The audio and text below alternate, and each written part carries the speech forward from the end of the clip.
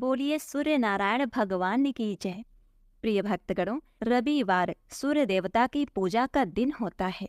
जीवन में सुख, समृद्धि, धन संपत्ति और शत्रुओं से सुरक्षा के लिए रविवार का व्रत सर्वश्रेष्ठ होता है।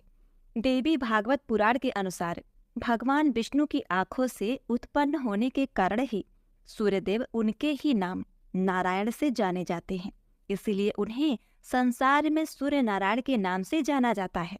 और सूर्य देव को नमस्कार करना, पूजा करना असल में भगवान विष्णु की ही पूजा उपासना होती है। जैसे आकाश से गिरा हुआ जल जिस तरह सागर में मिल जाता है, वैसे ही सभी देवताओं को किया गया नमस्कार केशव यानी नारायण को ही पहुँचता है। यदि जो भी व्यक्ति रविवार के दिन सूर्य नमस्कार करके रविवार व्रत कथा को सुनता है तो उसके सभी पापों का नाश होता है। इससे मनुष्य को धन, यश, मान, सम्मान तथा आरोग्य प्राप्त होता है।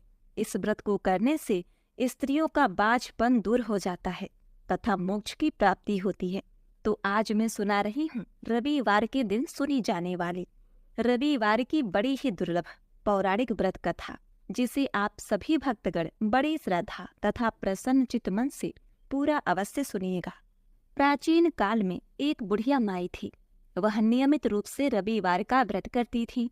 रविवार के दिन सूर्योदय से पूर्व उठकर बुढ़िया माई स्नान आदि से निवृत्त होकर आंगन को गोबर से लीपकर स्वच्छ करती और सूर्य भगवान की पूजा करती तथा कथा सुनकर सूर्य भगवान को भोग लगाकर दिन में एक समय भोजन करती। इसी तरह रविवार का व्रत करती थी। सूर्य भगवान की कृपा से बुढ़िया माई को किसी प्रकार की कोई चिंता, कोई कष्ट नहीं था।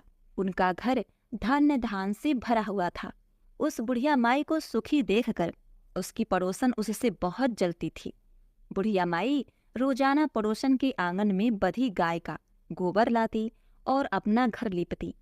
एक दिन की बात है, शनिवार के दिन रात को पड़ोसन ने अपनी गाय को घर के भीतर बांध दिया ताकि बुढ़िया माई अपना घर न लिप सके।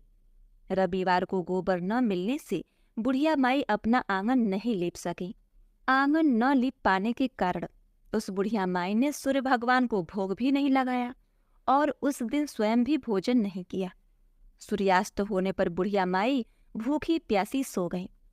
रात्रि में सूर्य भगवान ने उसे स्वप्न में दर्शन दिए और व्रत न करने तथा उन्हें भोग न लगाने का कारण पूछा। बुढ़िया माई ने बहुत ही करुण स्वर में पड़ोसन के द्वारा घर के अंदर गाय बांधने और गोबर न मिलने वाली बात बता दी। सूर्य भगवान ने अपनी अनन्य भक्त बुढ़िया माई की परेशानी का कारण जानकर उनके सब दुख दूर करते हुए कहा, हे माता, तुम प्रत्येक रविवार को मेरी पूजा और व्रत करती हो। मैं तुमसे अति ही प्रसन्न हूँ और तुम्हें ऐसी गाय प्रदान करता हूँ जो तुम्हारे घर आंगन को धन्य धान से भर देगी। तुम्हारी सभी मनोकामनाएं पूरी होगी। अब स्वप्न में उस बुढ़िया माई को ऐसा वरदान देकर सूर्य भगवान अंतर्ध्यान हो गए। प्रातःकाल सूर्योदय से पूर्व उस बुढ़िया माई की आँख खुली तो वह अपने घर के आंगन में सुंदर गाय और बछड़े को देखकर हैरान रह गई। गाय को आंगन में बांधकर उसने जल्दी से उसे चारा लाकर खिलाया। पड़ोसन ने उस बुढ़िया माई के आंगन में बधी सुंदर गाय और बछड़े को देखा तो वह उससे और भी अधिक जलने लग गई। तभी गाय ने सोने का गोबर किया। गोबर को देखते ही पड़ोसन की आंखें फटी की फटी रह गईं। पड़ोसन ने उस बुढ़िया माई को आस पास न पाकर तुरंत चुपके से उस गोबर को उठाया और अपने घर ले गई तथा अपनी गाय का गोबर वहां रख आई। सोने के गोबर से पड़ोसन कुछ ही दिनों में बहुत धनवान हो गई। गाय प्रतिदिन सूर्योदय से पूर्व सोने का गोबर करती और बुढ़िया माई के उठने के पहले ही पड़ोसन उस गोबर को उठा के ले जाती और अपने गाय का गोबर वहां रख जाती। बहुत दिनों तक बुढ़िया माई को सोने के गोबर के बारे में कुछ पता नहीं चला। बुढ़िया माई पहले की तरह हर रविवार को भगवान सूर्यदेव का व्रत करती और कथा सुनती थी। अब सूर्य भगवान को जब पड़ोसन की चालाकी का पता चला तो उन्होंने एक दिन तेज आंधी चलाई।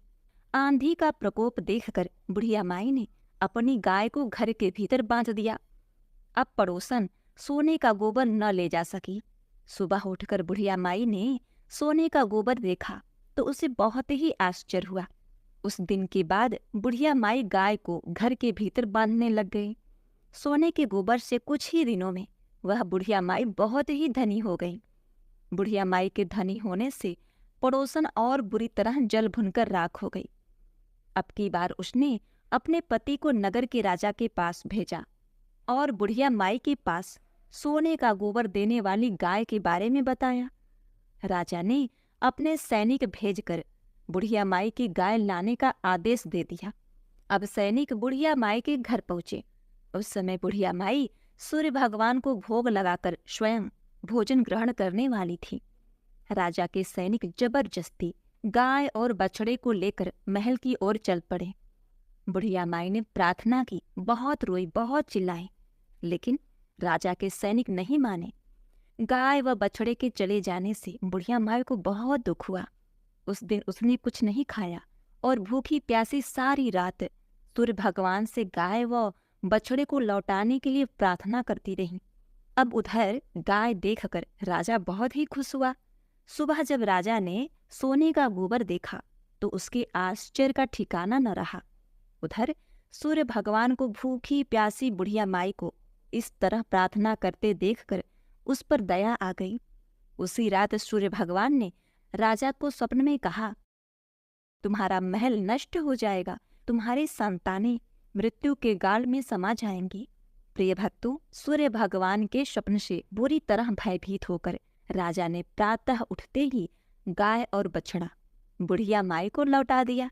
राजा ने अपनी तरफ से बहुत सा धन देकर बुढ़िया माई से अपनी गलती के लिए क्षमा मांगी।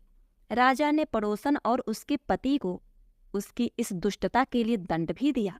इसके बाद राजा ने राज्य में घोषणा करवाई कि सभी स्त्री पुरुष रविवार का व्रत करें। जनता ने भी ऐसा किया। रविवार का व्रत करने से सभी लोगों के घर धन्य धान से भर गए। चारों ओर खुशहाली छा गई। सभी लोगों के शारीरिक कष्ट दूर हो गए। निसंतान स्त्रियों की गोद भर गई। राज्य में सभी स्त्री पुरुष सुखपूर्वक जीवन यापन करने लगे। तो बोलिए सूर्य नारायण भगवान की जय। प्रिय भक्तगणों, अब आप सुनेंगे सूरज रोट की कहानी। इससे व्रत का संपूर्ण फल प्राप्त होता है। किसी गांव में एक माँ और उसकी बेटी दोनों सूर्य भगवान का व्रत किया करती थी। एक दिन रविवार व्रत वाले दिन माँ ने बेटी से कहा, मैं किसी आवश्यक कार्य से बाहर जा रही हूँ, तू 2 रोट बनाकर रख देना। एक छोटा रोट बेटी के लिए और एक बड़ा रोट मेरे लिए बना देना, जो हम पूरा खा सके, क्योंकि रोट को जूठा नहीं छोड़ते। रोट के आटे में नमक मत डालना, यह अलोना होता है। अब माँ चली गई और बेटी रोट बनाने लगी। तभी सूर्य भगवान एक साधु बाबा का भेष बनाकर वहां आए और भिक्षा मांगने लगे। बेटी ने कहा, मेरी माँ का रोट तो बन गया है, पर मेरा रोट बनेगा, उसमें से मैं आपको दूंगी। बाबा ने कहा, जो रोट बन चुका है उसी में से अभी दे दो, नहीं तो मैं जा रहा हूँ। लड़की ने माँ के रोट में से टुकड़ा तोड़कर दे दिया। जब माँ वापस आई तो बहुत नाराज हुई। हे लड़की, मेरी रोटी का टुकड़ा दे दिया, मेरी रोटी मुझे जैसे का वैसा ही दे। अब देखिए, वह लड़की को मारने लगी। बेटी मार से बचने के लिए वहां से डरकर जंगल में भाग गई और बड़ के पेड़ पर चढ़कर बैठ गई। सूर्य भगवान ने सोचा, बेचारी लड़की को मेरे कारण घर से निकलना पड़ा, इसीलिए इसकी रक्षा मुझे ही करनी पड़ेगी। सूर्य भगवान रोज उसके लिए चूरमे का एक लड्डू और 1 लोटा पानी भेज देते। लड़की बड़े मजे के साथ खाकर वहीं बैठी रहती। एक दिन एक राजा शिकार करते हुए उधर से निकला। थकान मिटाने के लिए उसी पेड़ के नीचे आराम करने रुका। राजा ने अपने सेवक से कहा, प्यास से जान निकली जा रही है, चुल्लू भर पानी मिल जाता तो प्राण बच जाते। पेड़ पर बैठी लड़की ने यह सुना तो उसे चुल्लू भर पानी डाल दिया। राजा ने पानी पी लिया। राजा ने कहा, अरे सेवक, आधी जान तो बच गई, थोड़ा पानी और मिल जाए तो आधी जान और बच जाए। यह सुनकर लड़की ने फिर 1 चुल्लू पानी और डाल दिया। राजा ने पी लिया। राजा को आश्चर्य हुआ। उसने सेवक से कहा, ऊपर अवश्य ही कोई है, तू ऊपर चढ़ और देख कौन है। सेवक ऊपर चढ़ा तो उसे लड़की मिली। लड़की ने सेवक से कहा, भैया तुम ये स्वादिष्ट लड्डू खा लो और पानी पी लो, पर राजा को मेरे बारे में मत बताना। कह देना कि ऊपर कोई नहीं है। पता नहीं राजा मेरे साथ कैसा व्यवहार करेगा। अब सेवक भूख प्यास से परेशान था। उसने लड्डू खाया, पानी पिया और नीचे जाकर राजा से कह दिया कि ऊपर कोई नहीं है। राजा ने सेवक से कहा, तू ऊपर गया तो थका हुआ था और आया तो तरोताजा दिख रहा है। नहाया और खाया हुआ मनुष्य छिपता नहीं है। मुझे संशय हो रहा है, मैं खुद ऊपर जाकर देखता हूँ। राजा पेड़ पर चढ़ा, वहां सुंदर सी कन्या को पाया। राजा ने कहा, डरो नहीं, तुम बहुत ही सुंदर हो। मेरे साथ चलो, मैं तुमसे विवाह करना चाहता हूँ। लड़की राजा के साथ चली गई। राजा ने उसके साथ विवाह कर लिया।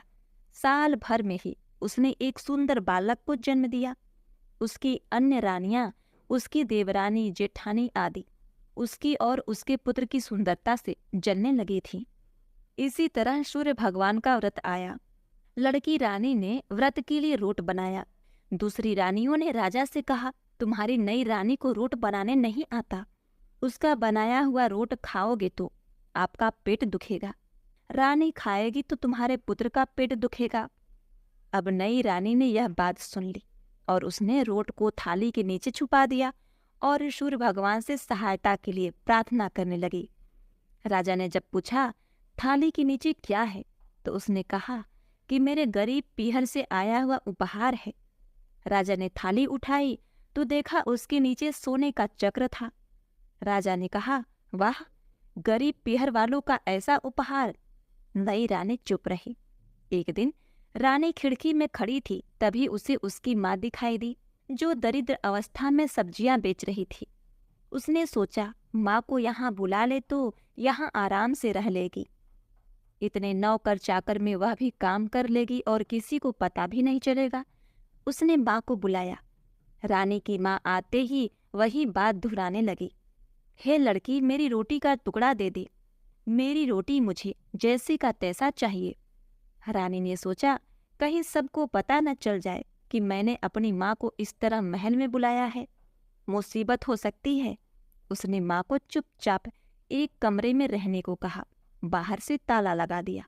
रानी की देवरानी, जेठानी व अन्य रानियां राजा से कहने लगी कि नई रानी का व्यवहार संदेह पैदा करता है। एक औरत महल में घुसी थी पर वह वापस नहीं निकली। अब छोटी रानी ने यह सुन लिया। वह सूर्य भगवान से इस विपत्ति से बचने की प्रार्थना करने लगी। राजा ने वहां आकर उस कमरे की चाबी मांगी। राजा ने कमरा खोला तो वहां सोने की एक मूर्ति थी। राजा ने पूछा, यह मूर्ति यहाँ कैसे आई? रानी ने कहा, मेरे गरीब से पीहर का उपहार है। राजा ने कहा, तुम्हारे गरीब पीहर से इतनी कीमती उपहार आते हैं? मुझे तुम्हारा पीहर देखना है, हम वहां चलेंगे। रानी ने फिर सूर्य भगवान की मदद मांगी। सूर्य भगवान ने कहा कि मैं 1.25 पहर की व्यवस्था कर दूंगा, लेकिन फिर मुझे नगरी में उजाला करने जाना होगा। सूर्य भगवान ने जंगल में माया नगरी बसा दी। महल, झरोखे, बाग, बगीचे, रिश्तेदार आदि सब माया से बना दिए। महल की रसोई में कई प्रकार के व्यंजन बन गए थे। सबसे मिलकर और खा पीकर रानी ने राजा से वापस चलने को कहा। राजा ने कहा, जल्दी क्या है, थोड़ा आराम कर लें। रानी ने बड़ी मुश्किल से राजा को वापस चलने के लिए मना लिया और वे रवाना हो गए। थोड़ी दूर जाने पर राजा को ध्यान आया, ये उसकी कटार वहीं रह गई है। राजा ने सेवक को कटार लेने भेज दिया। सेवक वहां गया तो देखा कि वहां जंगल के सिवा कुछ भी नहीं था। कटार झाड़ी में पड़ी थी। कटार लेकर सेवक आया और उसने यह सब बात राजा को बताया। राजा को पहले ही शक था। उसने कटार निकाल ली और गुस्से में आकर रानी से सच बताने को कहा। रानी ने सब कुछ सच सच कह डाला और सूरज भगवान की कृपा और मदद के बारे में बताया। यह सुनकर राजा बहुत ही खुश हुआ और रानी को सूरज रोट का व्रत अच्छे से करने को कहा। रानी का मान और भी बढ़ गया। हे सूरज भगवान, जैसा सुख उस लड़की को दिया वैसा ही सुख कहानी कहने वाले, सुनने वाले और सभी परिवार को प्राप्त हो। बोलो सूर्य भगवान की जय। प्रिय भक्तगणों, कथा को पूर्ण करने के लिए अब आइए श्रवण करते हैं आदित्य हृदय स्तोत्र हिंदी में। इस स्तोत्र को अगस्त मुनि श्री राम भगवान से कहते हैं। इधर भगवान श्री राम थककर चिंता में लीन हुए रणभूमि में खड़े हुए। उसी समय रावण भी युद्ध के लिए रणभूमि में आ गया। यह देखकर ऋषि अगस्त भगवान श्री राम के समीप गए और ऐसे बोले, सभी के हृदय में बसने वाले हे महाबाहो श्री राम, यह गोपनीय स्तोत्र सुनो। इस चमत्कारी स्तोत्र के जप करने से तुम अवश्य ही अपने शत्रु पर विजय पालोगे। यह आदित्य हृदय स्तोत्र सबसे पवित्र और सभी शत्रुओं का नाश करने वाला स्तोत्र है। इसका जप करने से हमेशा ही विजय की प्राप्ति होती है। यह अत्यंत ही कल्याणकारी स्तोत्र है। यह स्तोत्र सभी कार्यों में मंगल, पापों का नाश करने वाला है। इसी के साथ यह चिंता और शोक को भी दूर करता है और मनुष्य की आयु में वृद्धि करता है, जो कि अनंत किरणों से शोभायमान नित्य उदय होने वाली देवों और असुरों के द्वारा नमस्कृत है। तुम इस संपूर्ण विश्व में प्रकाश फैलाने वाले संसार के स्वामी भगवान सूर्यदेव का पूजन करो। महर्षि अगस्त कहते हैं कि सभी देवता इसके रूप हैं। सूर्यदेव अपने प्रकाश की किरणों से इस जगत को स्फूर्ति प्रदान करते हैं। सूर्यदेव ही अपनी ऊर्जा के माध्यम से ही इस सृष्टि में देवतागण और असुरों दोनों का पालन करते हैं। यही है जो ब्रह्मा, स्कंद, शिव, इंद्र, कुबेर, प्रजापति, समय, काल, यम, चंद्रमा और वरुण आदि को प्रकट करते हैं। यह पितरों, वसु, श्राद्ध, अश्विन कुमारों, मरुदगण, मनु, वायु, अग्नि, प्रजा, प्राण और ऋतुओं को जन्म देने वाले प्रभा के पुंज हैं।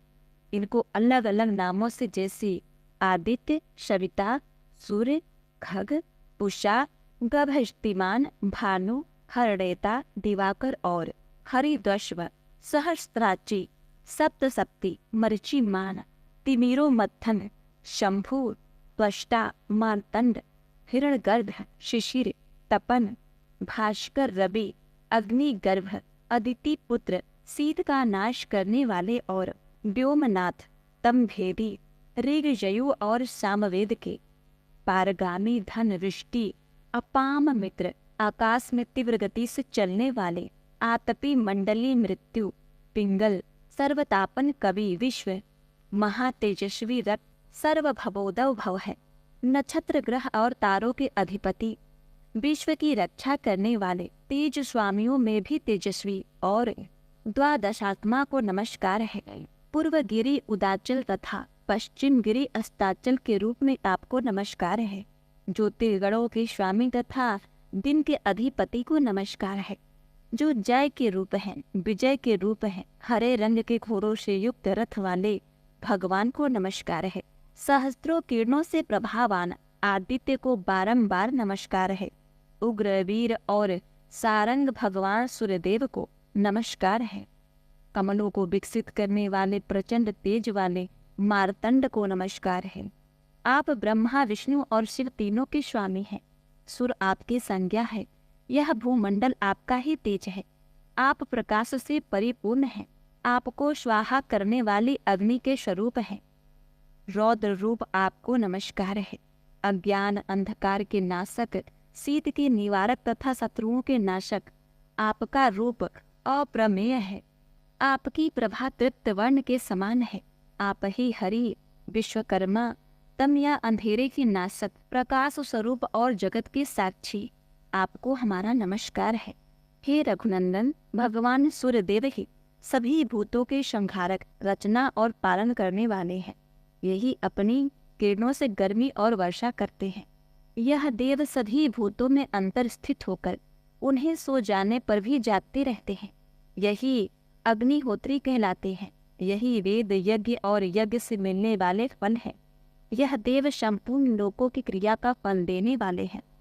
इसमें महर्षि अगस्त भगवान श्री राम से कहते हैं, राघव, किसी विपत्ति में, कष्ट में, कठिन मार्ग में तथा किसी भय के समय जो भी सूर्यदेव का कीर्तन या उन्हें याद करता है, उसे किसी प्रकार का दुख या पीड़ा सहन नहीं करना पड़ता है। आप एकाग्रचित होकर देवादिदेव सूर्यदेव का पूजन करो। इस आदित्य हृदय स्तोत्र का 3 बार लगातार जप करने से आपको युद्ध में अवश्य ही विजय की प्राप्ति होगी। हे महाभाव, इस क्षण आप रावण का वध कर पाएंगे। इस प्रकार ऋषि अगस्त आए थे, उसी प्रकार वापिस लौट गए। उस समय ऋषि अगस्त का यह उपदेश सुनकर महातेजस्वी भगवान श्री राम के सभी शोक दूर हो गए। प्रसन्न और प्रयत्नशील होकर, परम हर्षित और शुद्ध चित्त होकर भगवान श्री राम ने सूर्यदेव की तरफ देखा और 3 बार आदित्य हृदय स्तोत्र का जप किया। इसके पश्चात श्री राम जी ने धनुष उठाकर युद्ध के लिए आए हुए रावण को देखा और उससे युद्ध करने का निश्चय किया। तभी सभी देवताओं के बीच में खड़े भगवान सूर्यदेव ने प्रसन्न होकर भगवान श्री राम की तरफ देखा और राक्षस रावण का अंत का समय निकट जानकर प्रसन्नतापूर्वक कहा, अब जल्दी करो। बोले श्री सूर्यदेव भगवान की जय।